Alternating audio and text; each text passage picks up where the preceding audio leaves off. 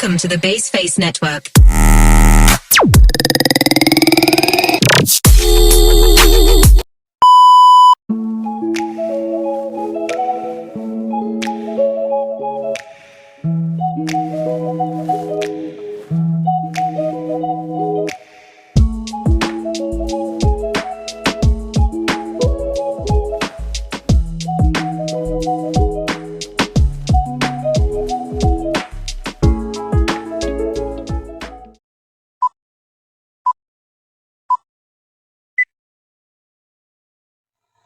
Assalamualaikum warahmatullahi wabarakatuh. Perkenalkan, nama saya Firza Dewi Adlina dengan NPM 23110301115 yang ingin mempresentasikan PPT kelompok 2 mata kuliah Kebijakan Kepemimpinan dengan dosen pengampu Bapak Ali Murtado MPD.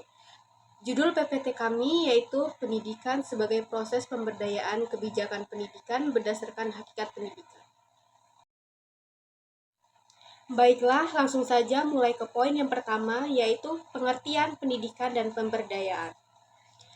Pendidikan adalah sebagai usaha sadar dan terencana untuk mewujudkan suasana belajar dan proses pembelajaran untuk peserta didik secara aktif mengembangkan potensi dirinya untuk memiliki kekuatan spiritual keagamaan, pengendalian diri, kepribadian, kecerdasan, akhlak, mulia, serta keterampilan yang diperlukan dirinya dan masyarakat. Pendidikan dapat diartikan sebagai usaha sadar dan sistematis untuk mencapai taraf hidup atau untuk kemajuan lebih baik. Secara sederhana, pengertian pendidikan adalah proses pembelajaran peserta didik untuk dapat mengerti, paham, dan membuat manusia lebih kritis dalam berpikir. Secara etimologi, tahu asal-usul kata pendidikan dalam bahasa Inggris disebut dengan education. Dalam bahasa Latin, pendidikan disebut dengan educatum yang tersusun dari dua kata yaitu e dan duco, di mana kata e berasal dari sebuah perkembangan dari dalam keluar atau dari sedikit ke banyak. Sedangkan duco berarti perkembangan atau sedang berkembang. Jadi, secara etimologi, perkembangan pendidikan adalah proses. Pendidikan adalah proses pengubahan sikap dan tata laku seseorang atau kelompok orang dalam usaha mendewasakan manusia melalui upaya pengajaran, pelatihan. Pendidikan dapat diperoleh baik secara formal ataupun non-formal.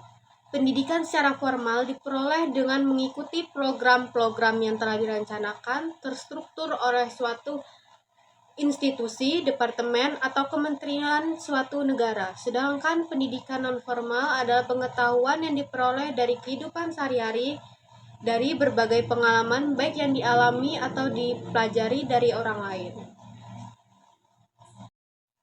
Baiklah, yang selanjutnya pengertian pemberdayaan. Pemberdayaan adalah suatu proses yang alamiah. Dalam arti pemberdayaan itu kita alami dalam kehidupan sehari-hari secara wajar. Pemberdayaan adalah sebuah proses menjadi, bukan proses instan. Jadi pengertian pemberdayaan mengacu pada suatu proses sengaja yang berkelanjutan, berpusat pada masyarakat, melibatkan saling menghormati, kepedulian, dan partisipasi kelompok. Melalui proses ini, orang-orang yang kurang memiliki bagian yang setara mengenai sumber daya berharga akan memperoleh akses yang lebih besar. Selanjutnya, pendidikan sebagai proses pemberdayaan.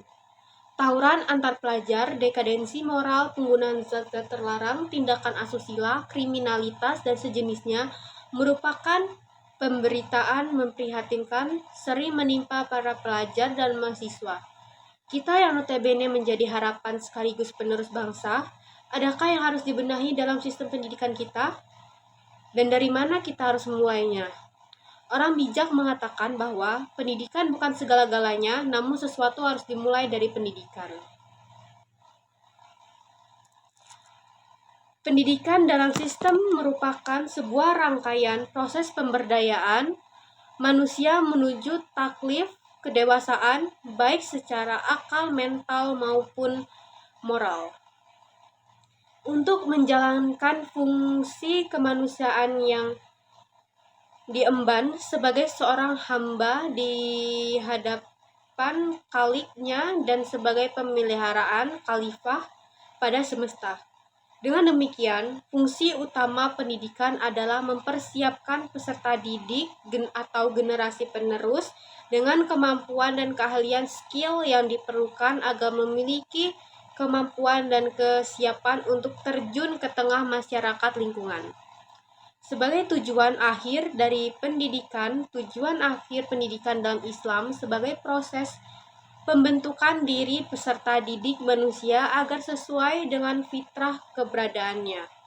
Hal ini meniscayakan adanya kebebasan gerak bagi setiap elemen.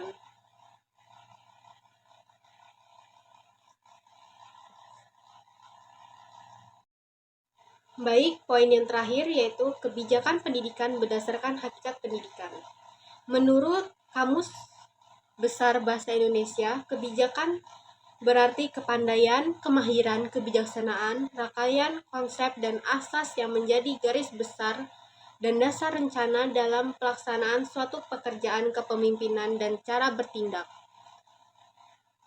Pemerintah, organisasi, pernyataan cita-cita, tujuan, prinsip atau maksud sebagai garis pedoman untuk manajemen dalam usaha mencapai sasaran, garis haluan. Menurut Kamus Oxford, kebijakan berarti rencana kegiatan atau pernyataan-pernyataan tujuan ideal kebijakan polisi. Secara etimologi, asal kata diturunkan dari bahasa Yunani yaitu polis, yang artinya kota atau city. Dalam hal ini, kebijakan perkenaan dengan gagasan posatural organisasi dan merupakan pola formal yang sama-sama diterima pemerintah lembaga, sehingga dengan hal itu mereka berusaha mengejar tujuannya. Contoh kebijakan adalah undang-undang, peraturan pemerintah, Kepres, Kepmen, Perda, keputusan bupati, dan keputusan direktur. Setiap kebijakan yang dicontohkan di sini adalah bersifat mengikat dan wajib dilaksanakan oleh objek kebijakan. Contoh ini juga memberikan pengetahuan pada kita bahwa ruang lingkup kebijakan dengan bersifat makro, meso, dan mikro. Dari beberapa pendapat ahli dapat disimpulkan bahwa kebijakan adalah serangkaian tujuan rencana, program-program yang dibuat untuk menjadi pedoman ketika melakukan kegiatan atau pengambilan keputusan, di mana kebijakan tersebut memiliki sanksi jika tidak dilaksanakan. Kebijakan pendidikan diartikan sebagai kumpulan hukum atau aturan yang mengatur pelaksanaan sistem pendidikan yang tercakup di dalamnya, tujuan pendidikan, dan bagaimana mencapai tujuan tersebut. Demikian dapat disimpulkan, landasan kebijakan pendidikan merupakan konsep hukum yang mendasari ditetapkannya suatu aturan dalam bidang pendidikan agar tercipta keselarasan antara kebutuhan dengan situasi dan kondisi dalam proses pendidikan. Kebijakan pendidikan merupakan rumusan dari berbagai cara untuk mewujudkan tujuan pendidikan nasional dijabarkan di dalam berbagai kebijakan pendidikan.